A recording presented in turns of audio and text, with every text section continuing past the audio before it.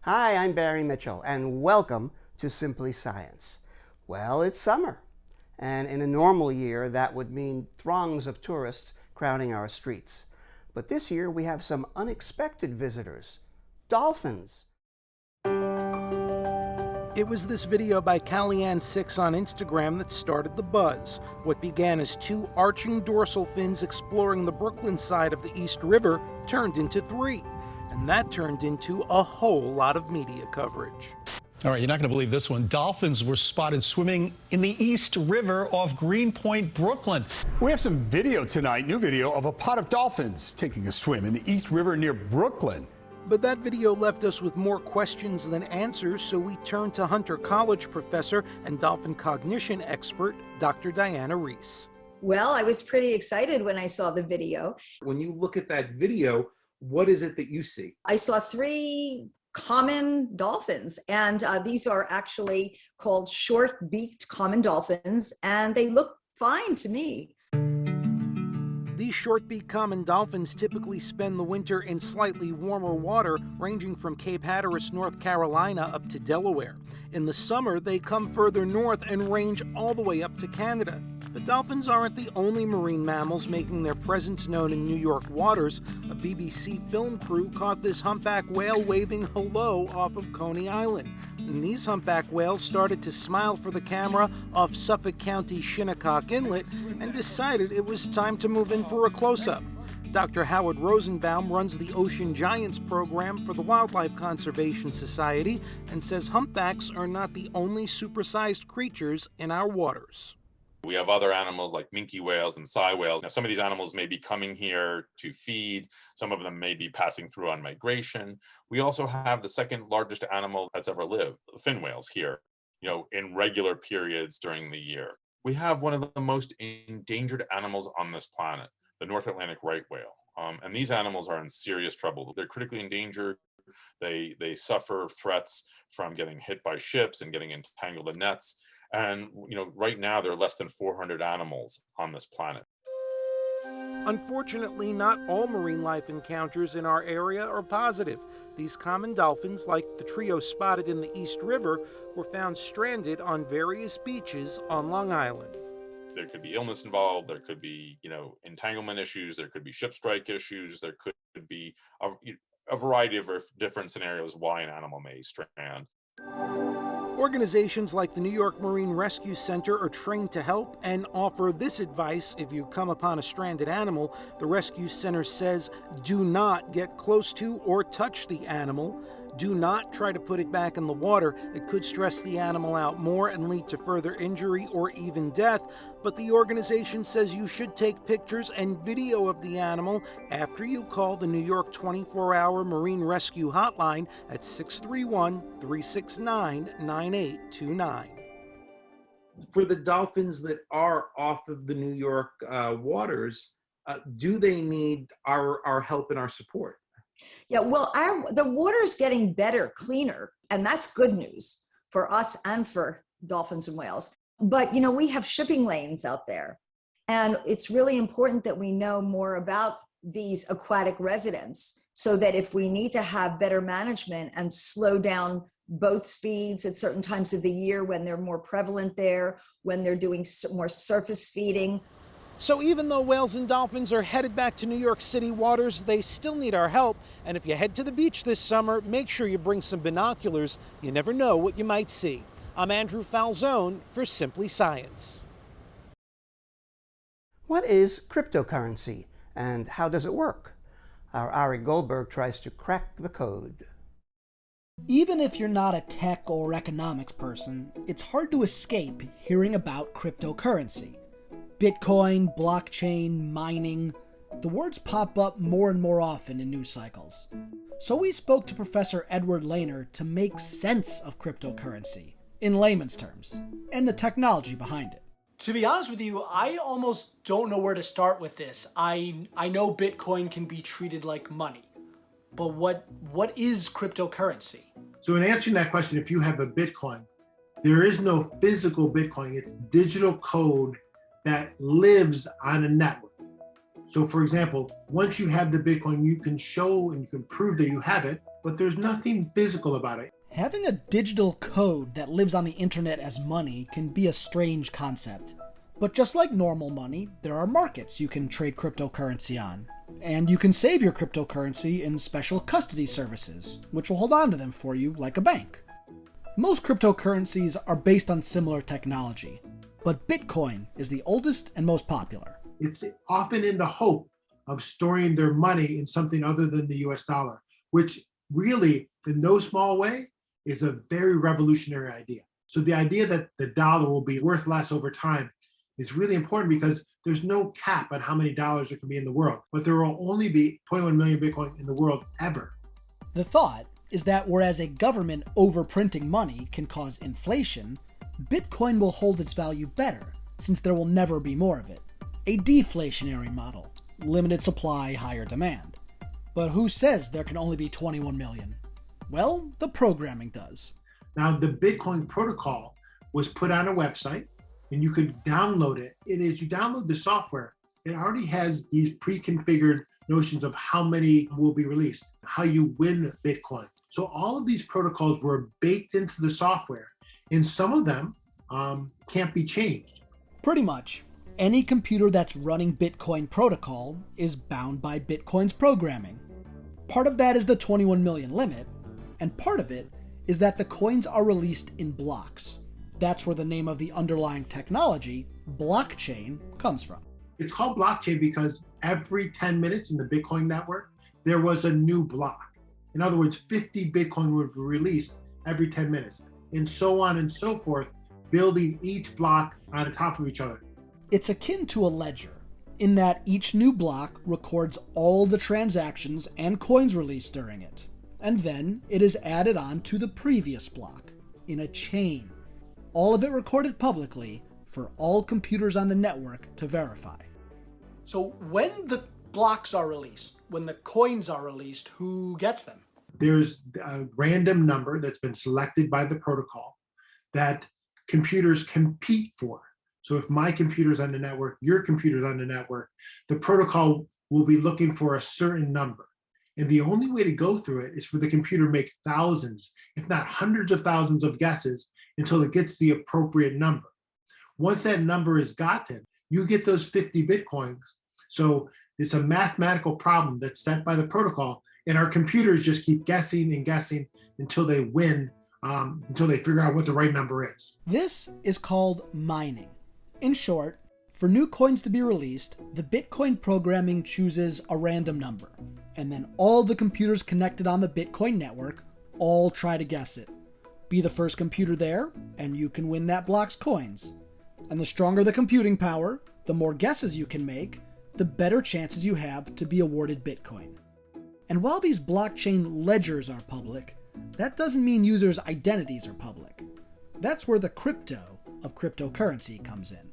So when we're talking about cryptocurrency and cryptography, it's related specifically to public key, private key cryptography. People can see what's going on publicly on the Bitcoin blockchain, but privately you do not have access to your keys. It's an oversimplification, but think of the public and private keys like a username and password, just a lot more secure. And that's part of the appeal. In theory, anywhere you have internet, you can connect to your currency anywhere in the world. So could it be a universal, nationless currency?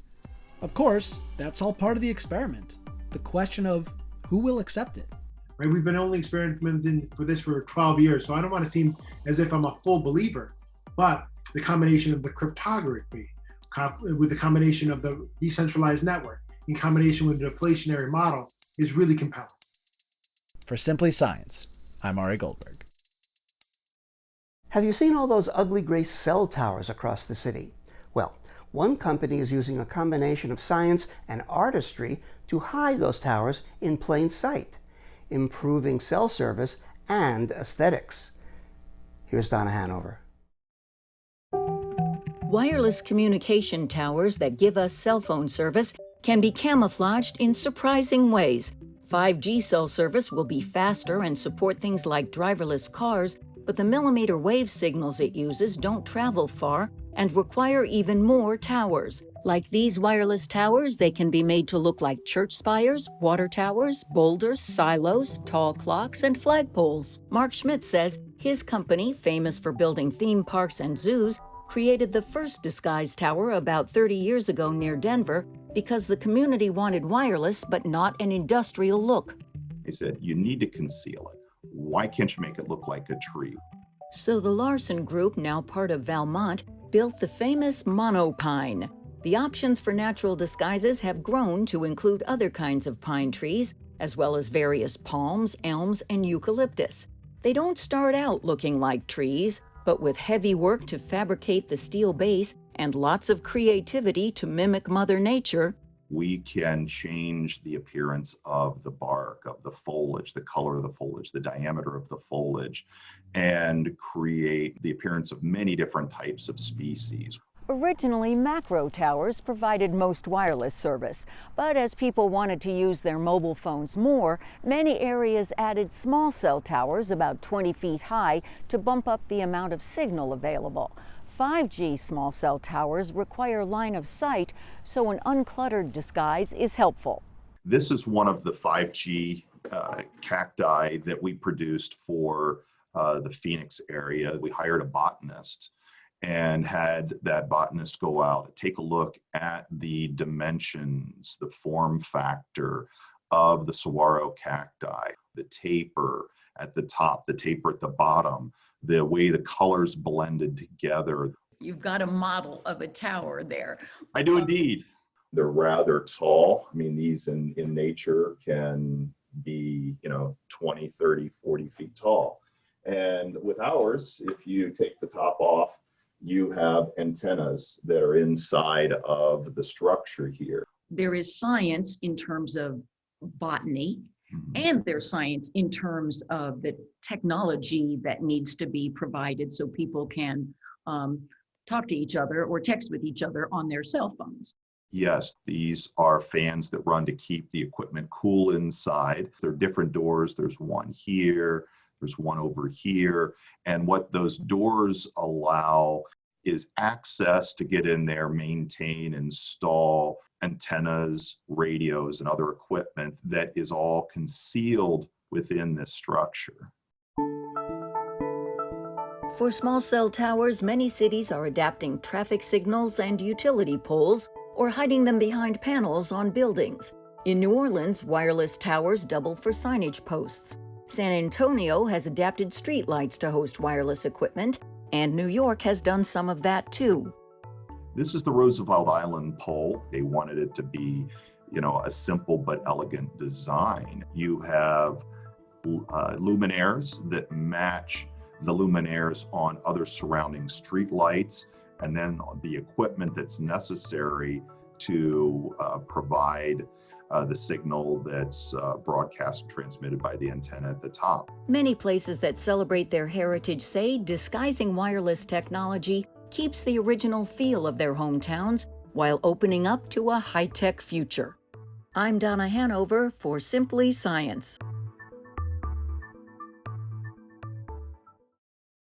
It isn't easy being green, but New York City and state are pitching in using a revolutionary European technique to help retrofit existing New York City affordable housing. It saves money, it saves energy, and it complies with tough new carbon emission standards. The oldest things in hipster Bushwick will soon be the newest. First, I'd like to proudly announce that this chimney is no longer going to be in use. This big bad boiler is going away. Chris Benedict is bringing 90-year-old tenements up to sustainable 21st century standards. It's a pilot project with the nonprofit Riseboro Community Partnership. I'm an architect. I kind of made my mark in the city as an architect who was doing highly energy efficient buildings. I'm here at 116 Grove Street in Brooklyn, and I'm going to show you the Casa Passiva project. This is a project to make existing buildings passive house compliant with tenants in place. Passive House is an international construction standard developed in Europe. It features living comfort, high environmental performance, and very low greenhouse gas emissions. And I saw a way to be able to deploy Passive House standard here in New York City without raising the construction cost. A primary attribute of Passive House is a sealed outer layer. Think of it as an insulating envelope around the building's exterior. The first thing is that existing buildings are incredibly leaky, and the first move of a Passive House is to get an air barrier on that building. I'm putting a new skin on these buildings. Foam is connected to the exterior of the building, and then a stucco coat is put on the exterior. The buildings I'm working on are tenement buildings. The way that the buildings were conceived was at a time when energy was not the topic that it is today. These buildings use 4 to 5 to 6 times more energy than they actually need to be using. And that wasted energy from our buildings accounts for over 60% of the city's total carbon emissions. Enter the air-purifying, game-changing ERV. We use a machine called an energy recovery ventilator up on the roof, and we're using the existing exhaust shafts that are already in these tenement buildings. So we use a minimal amount of energy, and we have this wonderful way of ventilating where we're preconditioning and prehumidifying winter air and preconditioning and dehumidifying summer air. Janet Joseph is Senior Vice President of the New York State Energy and Research Development Authority. These Passive House buildings usually consume anywhere between 60 to 90% less energy than a conventional construction, and comparable amounts of carbon reductions. One of their initiatives is Retrofit New York. It's roughly a $30 million program, and what it is trying to do is to revolutionize the construction process itself for building renovations, to figure out how to do these energy efficiency upgrades while the residents are still living in the buildings. Casa Passiva is the first major development coming out of Retrofit New York. It is getting money from the City of New York. The city's Department of Housing Preservation and Development are involved, and the state of New York is also involved. We're providing a small portion of the overall construction cost. All in service of a 2019 New York State law. We have a lead responsibility for implementing the Climate Leadership and Community Protection Act. It basically moves us to a carbon neutral economy by mid-century. So it establishes a goal of reducing greenhouse gas emissions 40% by 2030 and 85% by 2050. You know, I grew up in the 60s, and I think I was really profoundly influenced by the first Earth Day. Now I'm an adult and I can do something about it. It's a pretty great place to be in a field that can make a major impact. Psilocybin, the mind-altering compound found in mushrooms, is now being used to treat depression. Here's Mike Gilliam. My experience with psilocybin was life-changing. It was really one of the most spiritual experiences of my life. Alice Smeets tried psilocybin, the compound found in magic mushrooms, 9 years ago. Not to drop out of everyday life, but to try and cure her depression. She says it worked. I took it once or twice a year for a certain period of time, and in the last 3 years I haven't taken it anymore, and my depression has not come back. It's like fully cured. Alice, who is from Belgium, says as a teen she never experimented with illegal drugs. Her experience mirrors others who have undergone therapy with psychedelic drugs in a number of studies. Matthew Johnson is a psychologist, professor, and researcher at Johns Hopkins University's Center for Psychedelic and Consciousness Research, who says there is currently a lot of interest in using psilocybin for medicinal purposes. It's been a process, but really over the last couple of years or so, it's just increasingly accelerated. It's becoming more and more mainstream. Investor dollars are pouring in, and while Johns Hopkins was the first center in the country to focus on psilocybin in their studies, other universities and facilities across the country and around the world are also getting involved. They're looking at using psilocybin to cure things like smoking, alcoholism, anorexia, and depression. They're finding psilocybin works faster than traditional meds, and that can be critical for extremely depressed patients on the verge of suicide. It appears that the antidepressant effects are relatively immediate and detectable the next day, and that compares to around 3 weeks for the antidepressant effects to kick in with traditional antidepressant medications. It didn't heal my depression right the next day, but it brought me on a journey where I knew exactly how to go and heal this depression. The psilocybin is often administered in capsule form. Here's how it works. It works by activating a subtype of serotonin receptor, a very specific type of serotonin receptor in the brain. But that's really just the first domino in a long chain of dominoes. Downstream from that, it seems to affect the way the brain communicates with itself. Johnson says that seems to be how we get an altered state of consciousness. There's also something that happens psychologically that's different from traditional medicines for depression. It provides for an intense experience that people learn from.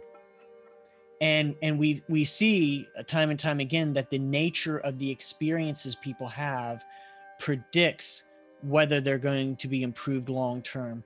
It showed me so much about myself and about life and about the world. And and that stayed with me forever. It's gonna stay with me forever. So far, it does appear better than the traditional drugs that are used to treat depression. There are some concerns for patients suffering from things like schizophrenia, and it's time consuming, lasting 8 hours or so on the day of the journey. And then there's the follow-up therapy. It's also fairly expensive, but Johnson argues there are also high success rates. There are other drawbacks. I do want to be clear, I would not encourage folks to use this on their own. There are risks. And it is one of the risks, it is illegal. But Oregon just legalized psilocybin for use in therapy, and some other states are leaning in that direction. People like Alice are totally on board.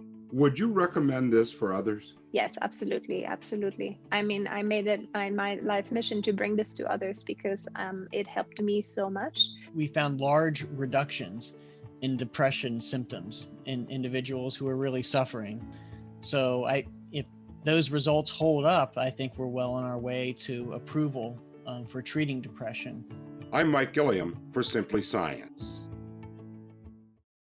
The dodecahedron is a 12-sided shape with a 12-letter name, and recently, mathematicians made an incredible discovery about this complex 3D shape.